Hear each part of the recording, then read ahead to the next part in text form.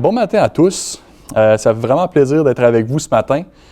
Pour ceux qui regardaient dimanche et qui ont vu Sébastien faire l'annonce qu'il allait avoir un invité spécial, très spécial vendredi matin. Puis c'est surtout si vous n'en pouviez plus du suspense, je suis désolé de vous décevoir, c'est juste moi matin. Pour ceux qui ne me connaissent pas, mon nom c'est Jeff Poisson, je suis un des leaders de Groupe Connexion à Axe 21. Donc pas une célébrité, pas un pasteur connu ou rien. Juste un membre d'Axe 21 qui est content d'être avec vous ce matin. Puis c'est un privilège ce matin de pouvoir vous partager une de mes paraboles préférées dans la Bible. C'est la parabole du pharisien et un publicain. C'est une parabole qui parle beaucoup à mon cœur depuis quelques années déjà. Puis on retrouve l'histoire dans Luc, chapitre 8, versets 9 à 14. Donc Luc, chapitre 8, versets 9 à 14. Et ce n'est pas une parabole dont le sens est particulièrement controversé. Il y a d'autres paraboles que plusieurs chrétiens, des gens beaucoup plus intelligents que moi, qui sont dans deux ou plus de camps, qui se disputent un peu le sens des paraboles. Mais par contre, ici, le sens est assez facile à saisir, comme vous allez voir. Mais ça ne veut pas dire pour autant que l'histoire n'est pas profonde, bien au contraire. C'est une histoire qui aurait été très déstabilisante pour les gens qui l'ont entendue à l'époque de Jésus. Les gens de l'époque de Jésus qui ont entendu cette histoire-là, ils auraient été laissés vraiment complètement perplexes. Puis on va regarder pourquoi ensemble. Donc tout d'abord, on va lire le passage. Donc Luc, chapitre 18, verset 9. Il dit encore cette parabole en vue de certaines personnes se persuadant qu'elles étaient justes et ne faisant aucun cas des autres. Deux hommes montèrent au temple pour prier. L'un était pharisien et l'autre publicain. Le pharisien, debout, priait ainsi en lui-même. « Ô Dieu, je te rends grâce de ce que je ne suis pas comme le reste des hommes, qui sont ravisseurs, injustes, adultères, ou même comme ce publicain. Je jeûne 2 fois par semaine. Je donne la dîme de tous mes revenus. » Le publicain, lui, se tenant à distance, n'osait même pas lever les yeux au ciel, mais il se frappait la poitrine en disant « Ô Dieu, sois apaisé envers moi, qui suis un pécheur. » Je vous le dis, celui-ci descendit dans sa maison justifié plutôt que l'autre. Car quiconque s'élève sera abaissé, et celui qui s'abaisse sera élevé. Donc, premièrement, c'est bien important de comprendre que ce n'est pas simplement une histoire d'humilité et d'orgueil. Ça fait certainement partie de l'histoire, mais ce n'est pas juste ça. Il ne faut pas lire ça et dire, bon, le pharisien était orgueilleux, le publicain, lui, a été humble, donc soyons comme le publicain et non comme le pharisien. C'est pas juste, c'est pas simplement ça l'histoire. Pour bien comprendre, il faut toujours mettre le passage dans son contexte. Et ici, on le voit au premier ou au dernier verset. Ça dit, il dit encore cette parabole, en parlant de Jésus, il dit cette parabole en vue de certaines personnes se persuadant qu'elles étaient justes et ne faisant aucun cas des autres. Et au dernier verset, il dit que le publicain a terminé justifié et non le pharisien. Donc, l'histoire répond à la question, comment est-ce qu'on fait pour être juste? Comment est-ce qu'on fait pour être justifié devant Dieu? Et quand je dis le mot « juste » pour tout le partage de ce matin, je ne parle pas d'être juste dans le sens qu'on traite tout le monde égal. Je ne parle pas quand les enfants ils disent « Ah, c'est pas juste », c'est pas cette définition-là du mot que je parle. Quand je parle d'être juste, je parle d'être quelqu'un qui est juste, qui est droit aux yeux de Dieu. Quand Dieu regarde quelqu'un qui est juste, il voit quelqu'un qui est quelqu'un de parfait, quelqu'un qui est sans défaut.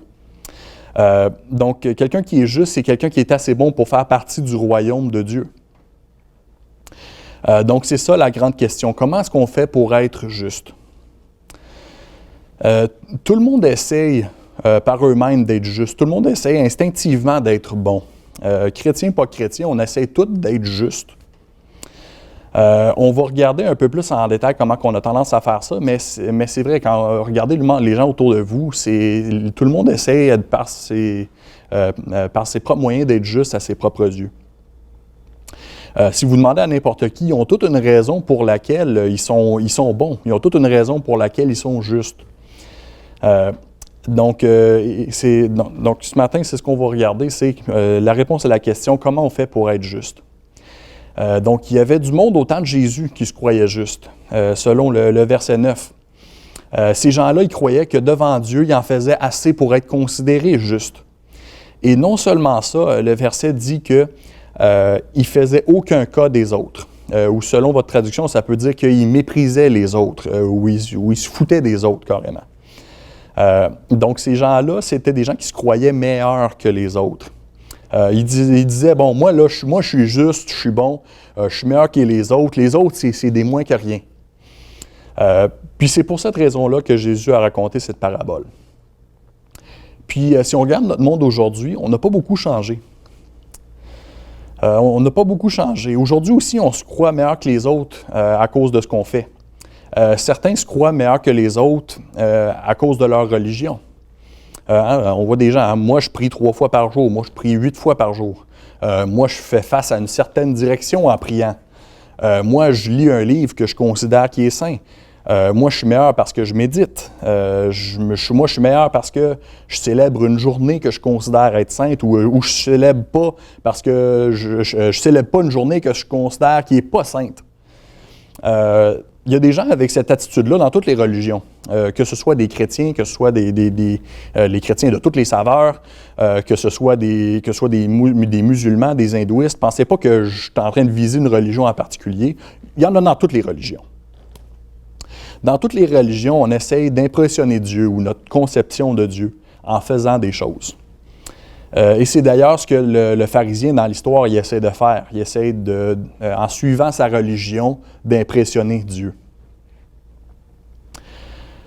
Par contre aussi, pour d'autres d'entre vous, vous vous dites peut-être « Ah, moi c'est correct, je ne suis pas religieux, donc je dois être meilleur que les gens religieux. » Donc ça, c'est un autre piège, ça ne marche pas.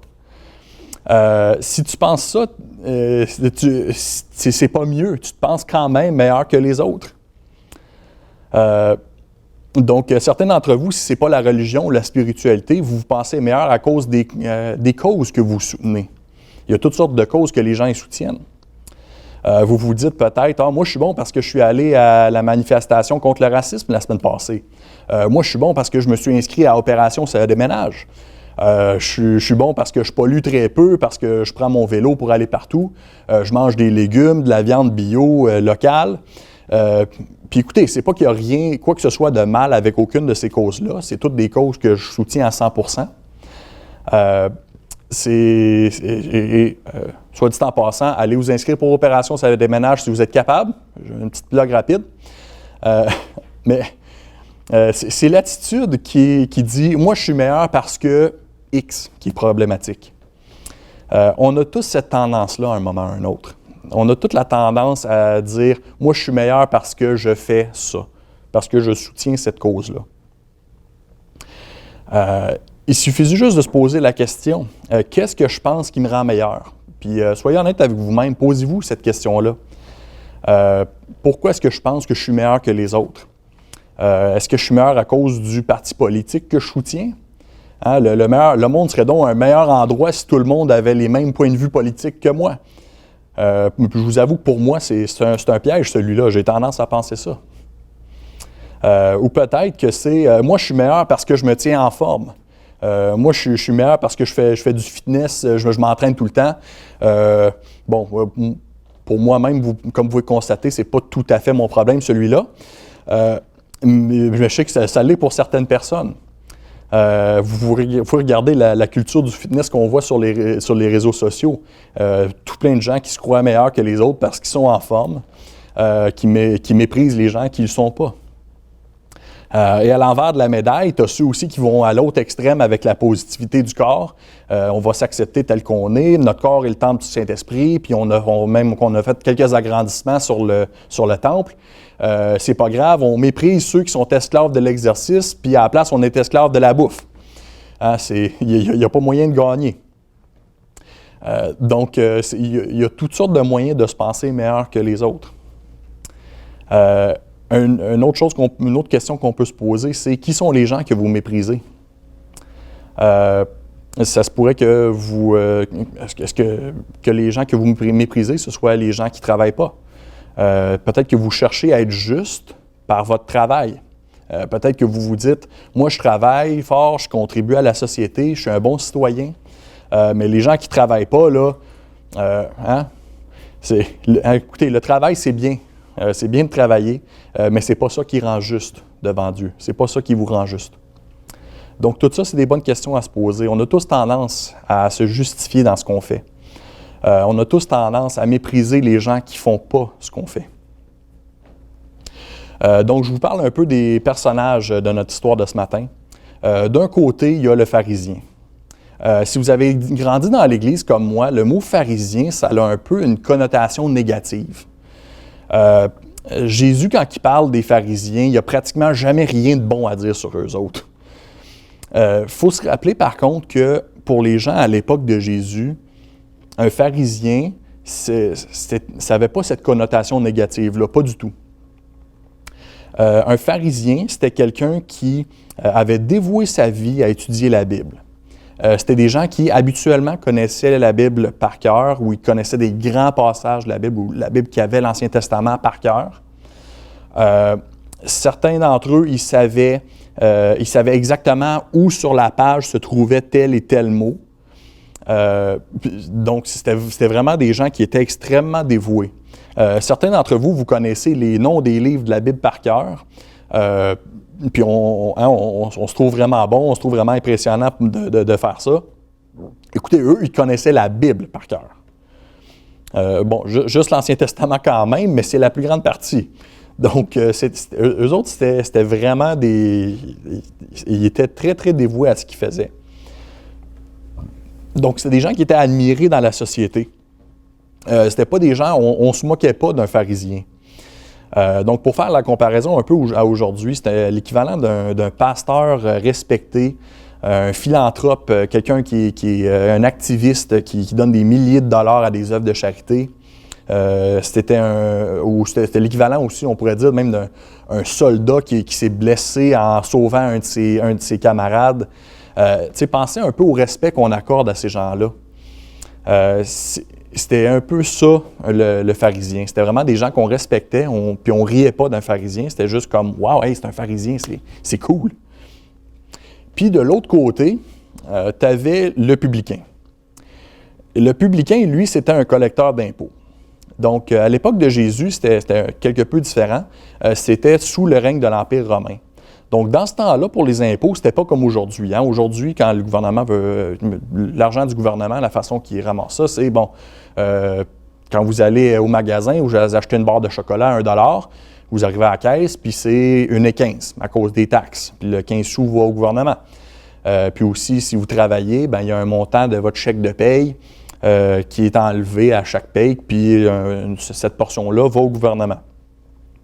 Et c'est correct, Jésus a dit que c'était bien de payer nos impôts. Dans ce temps-là, c'était différent la manière qu'on ramassait les impôts. Les Romains, ce qu'ils faisaient, c'est qu'ils recrutaient des gens parmi le peuple qu'ils avaient conquis pour aller chez les gens et collecter les impôts. Donc, chez les Juifs, ils avaient pris quelques Juifs parmi eux qui allaient chez les gens pour ramasser les impôts. Donc, le publicain, lui, ce qu'il faisait, c'est que sa job, c'était d'aller cogner à la porte des gens, d'aller j'allais chez M. Tremblay, puis là, il cognait à la porte. « M. Tremblay, je suis là pour ramasser les impôts, ça va vous coûter 100$. » Donc, ça, c'était son ordre, c'était de faire ça, d'aller chez M. Tremblay, ramasser 100$, aller chez M. Côté, ramasser un autre 100$, et ainsi de suite. Par contre, ce qui arrivait, c'est que, donc ça c'était déjà difficile. Imaginez-vous là, quelqu'un qui arrive chez vous, qui vous demande pour de l'argent et vous êtes obligé de le payer. C'est déjà difficile à avaler. Mais en plus de ça, ce qu'ils faisaient, les publicains, c'est qu'eux autres, ils demandaient plus que ce qu'ils étaient supposés demander. Donc, s'il y avait l'ordre de demander pour 100 quand il arrivait pour cogner à la porte chez M. Tremblay, il demandait 110, 150, 200. Peu importe. Peu importe comment qu'il voulait, dans le fond. Et il gardait la différence pour lui-même. Donc, tout le monde savait que ça se faisait. Donc, tu savais très bien que quand le publicain venait chez toi puis qu'il te demandait pour 200 $, il y avait 100 pièces qui allaient directement dans les poches du publicain. Tout le monde savait que c'était du vol. Mais si on refusait de payer le publicain pouvait revenir avec des soldats pour battre, intimider ou même tuer des gens. Donc, c'était très cruel, c'était très injuste. Les soldats romains s'en foutaient, ils étaient contents avec ce système-là. Mais vraiment, pour les Juifs, un publicain, c'était un traître, c'était un voleur. Les publicains, c'était des gens qui étaient très riches, mais il y avait très peu d'amis, à part peut-être quelques autres publicains. C'était des gens qui avaient fait une fortune en extorquant les gens. Donc, personne n'aimait les publicains. Donc, pensez un peu à un politicien qui a fait faux, qui s'est fait prendre, que tout le monde le sait ce qu'il a fait de mal, mais que personne n'a pu rien faire. C'était ça le publicain. C'était l'équivalent dans la société d'un proxénète, d'un dealer de drogue, un pédophile, quelqu'un qui avait fait fortune par le trafic humain de jeunes enfants.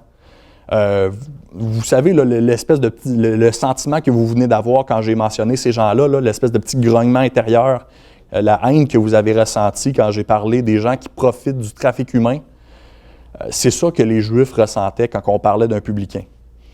C'était un traître, un voleur, c'était le pire des pires. Donc Jésus prend deux extrêmes, le gars qui est admiré par la société, le pharisien, et le gars qui est détesté par la société, le publicain.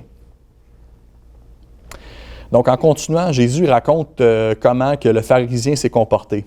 Il dit, « Le pharisien debout priait ainsi en lui-même, « Ô Dieu, je te rends grâce de ce que je ne suis pas comme les restes des hommes qui sont ravisseurs, injustes, adultères, ou même comme ce publicain. Je jeûne 2 fois par semaine. Je donne la dîme de tous mes revenus. » Donc, premièrement, ça dit, il était debout, il était fier. Il n'était pas là pour rendre gloire à Dieu, il était là pour qu'on lui rende gloire à lui. Il était là pour être vu. Et il n'a pas non plus adoré Dieu, il s'est adoré lui-même. Remarquez comment sa prière va. Il dit, « Ô Dieu, je ne suis pas comme le reste je ne suis pas comme les autres, je jeûne, je donne, je. » Il commence à remercier en Dieu, mais c'est quasiment générique, parce qu'on ne peut pas commencer en une prière sans dire ça, là, mais c'est vraiment « Oh Dieu, je te rends grâce, parce que moi, je regarde tout ce que j'ai fait. » Il se fout de dire de rendre grâce à Dieu. Vraiment, ce qu'il voulait, c'était se vanter. Il se pensait meilleur que les autres et il pensait aussi qu'avec tout ce qu'il faisait, il était assez bon pour être juste devant Dieu. Le problème, c'est que ça a eu l'effet contraire. La Bible nous enseigne que d'essayer d'être juste par nous-mêmes, ce n'est pas un bon effort. Bien au contraire, c'est dégueulasse devant Dieu. Ésaïe 64:6 nous dit que nous sommes tous comme des impurs. Et toute notre justice, donc quand nous, on essaie d'être juste, est comme un vêtement souillé. Donc quand on essaie d'être juste par nous-mêmes, Dieu voit ça comme un vêtement souillé. C'est comme un papier de toilette usagé. C'est dégueulasse. C'est pas un cadeau que Dieu dit « Ah, j'apprécie l'effort ». Non, au contraire. C'est répulsif. Et aussi, quand on essaie d'être juste par nous-mêmes, ça conduit à l'orgueil. Peu importe la manière dont vous vous y prenez pour essayer d'impressionner Dieu, puis d'être juste à ses yeux ou à vos propres yeux, que ce soit par votre religion, que ce soit par votre point de vue politique, les causes que vous soutenez, ça n'impressionne pas Dieu, au contraire, ça l'offusque. Alors, qu'est-ce qu'on fait dans ce cas-là, si on ne peut pas impressionner Dieu par nos propres efforts? Si même un gars qui avait dévoué sa vie à la religion et qui connaissait la Bible par cœur, si lui n'a pas pu impressionner Dieu et être justifié par lui, comment est-ce qu'on peut faire pour être juste? Eh bien, on suit l'exemple du publicain. Oui, le publicain, celui que tout le monde détestait, lui qui était le rejet de la société, lui, il s'est mis dans un coin. Il avait évidemment des graves remords par rapport à son péché. Lui, il a juste prié rapidement et a demandé à Dieu de le pardonner. Et la Bible dit qu'il se frappait la poitrine aussi. Ça, c'était une manie des gens de l'époque, quand on était très triste. Donc, c'est pas quelque chose qu'on fait vraiment dans notre culture. Nous aussi, on a des habitudes un peu bizarres dans notre société. On a tendance, nous autres, à se gratter la tête ou le menton quand on réfléchit, quand on y pense, c'est un peu bizarre. Mais pour les gens de l'époque, quand on était très triste, on se frappait la poitrine. Et aussi, en faisant ma recherche là-dessus, j'ai vu que dans cette culture-là, c'était généralement seulement les femmes qui se permettaient de frapper la poitrine en tristesse. Chez les hommes, ça se faisait pratiquement jamais. Donc, pour qu'un homme décide de se frapper la poitrine, il est au bout du rouleau. Il est vraiment confronté avec une grande tristesse. Donc, c'est un homme qui réalise le poids de son péché. C'est un homme qui veut absolument plus avoir à le porter. Donc, lui, il n'a pas essayé de dire à Dieu tout ce qu'il a fait de bon. Il n'a même pas demandé à être justifié, imaginez-vous. Il a tout simplement demandé que Dieu ait pitié de lui, un pécheur. Et juste avec ça, il est rentré chez lui justifié aux yeux de Dieu. Puis réalisez-vous à quel point que ça a dû offusquer les gens qui ont entendu l'histoire. Un publicain, par une prière, il est rentré chez lui justifié et non un pharisien. Ça, au temps de Jésus, c'était inconcevable. Encore aujourd'hui, on entend des gens qui ont la même objection face à l'Évangile. Ils vont dire c'est pas juste, tu sais, un philanthrope qui passe sa vie à aider les gens, mais qui ne donne pas sa vie à Jésus, il n'est pas justifié. Mais un Hitler, lui, il va passer sa vie à faire des bêtises puis commettre les pires atrocités. Lui, il peut donner sa vie à Jésus juste avant de mourir et être justifié. Puis on a de la misère à comprendre ça. Le problème, c'est quand on se compare les uns aux autres, c'est qu'on se compare les uns aux autres, qu'en réalité, on devrait se comparer à Jésus. La note de passage pour être juste, c'est 100%. Certaines personnes ont 0, puis les meilleurs ont probablement 2 ou 3%. Peu importe la note que vous avez, personne ne passe proche de Jésus. Même pas la meilleure des meilleures personnes. Il ne faut donc pas se comparer les uns aux autres pour se convaincre qu'on est juste. Il faut se comparer à Jésus et réaliser qu'on ne l'est pas juste par nous-mêmes. Si tu es chrétien déjà, si tu as déjà accepté le cadeau de la justice de Jésus, rappelle-toi que cette justice-là ne vient pas de toi. Ça vient de Jésus et tu peux le remercier pour ça.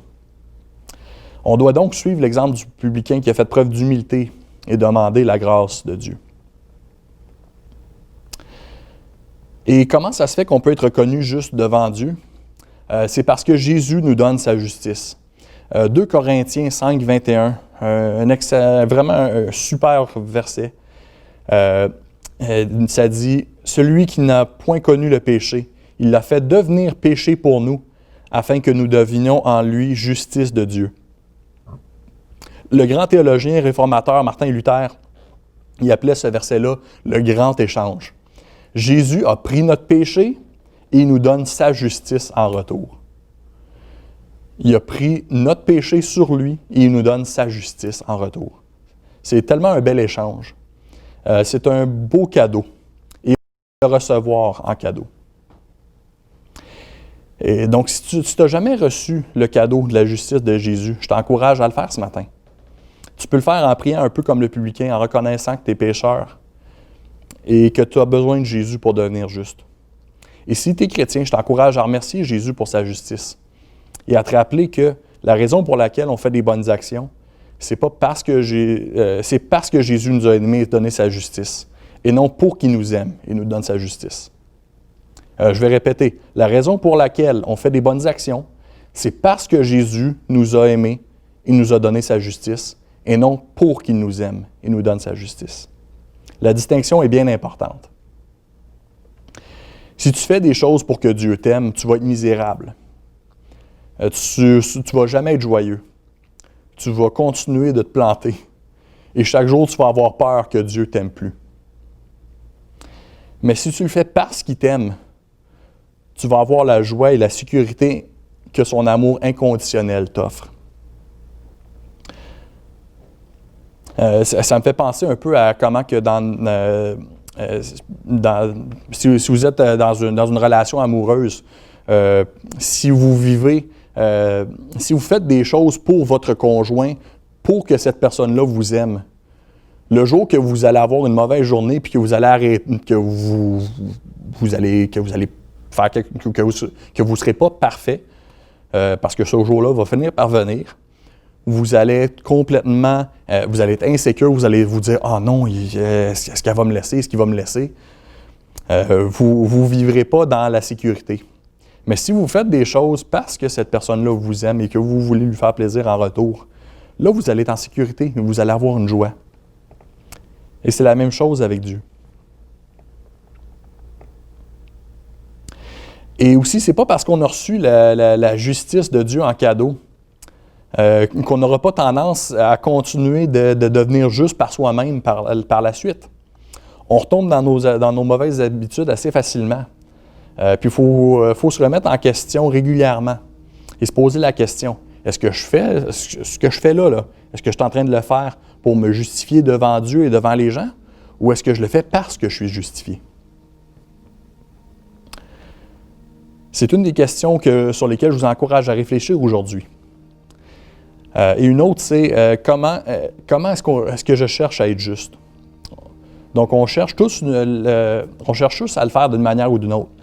Et quand on est enfant de Dieu, on doit se repentir de tous les moyens qu'on essaie d'être juste par nous-mêmes. Un bon moyen de savoir de quelle manière on cherche à être juste, c'est de se poser la question aussi, qui sont les gens qu'on méprise? Donc, comme j'ai mentionné un peu tantôt, donc est-ce que c'est les gens d'un parti politique différent, les gens qui polluent, les gens qui ne sont pas en forme, peu importe la réponse. Il se peut que si vous méprisez des gens, ça vous montre de quelle manière que vous essayez d'être juste. Si vous méprisez les pollueurs, c'est probablement que vous cherchez à être juste en polluant peu. Si vous méprisez les gens qui ne sont pas en forme, c'est probablement que vous cherchez à être juste en étant en forme. Donc, demandez-vous, qui est-ce que je méprise? Je vous encourage à poser ces questions-là aujourd'hui. Discutez-en avec vos amis, votre conjoint, vos enfants, votre groupe connexion. Donc, je vais les répéter une dernière fois. Question numéro 1, est-ce que je fais des bonnes actions pour devenir juste ou parce que je suis déjà juste en Jésus? Question numéro 2, par quels moyens je cherche à devenir juste? Et question numéro 3, qui sont les gens que je méprise? Alors, n'ayons pas peur de nous approcher de Jésus. C'est lui qui nous donne sa justice. On ne l'obtient pas par nos propres efforts. Il suffit juste de lui demander de recevoir sa justice en cadeau et on peut vivre le reste de nos vies dans la sécurité que ça représente. C'est un plaisir d'être avec vous ce matin et à la prochaine.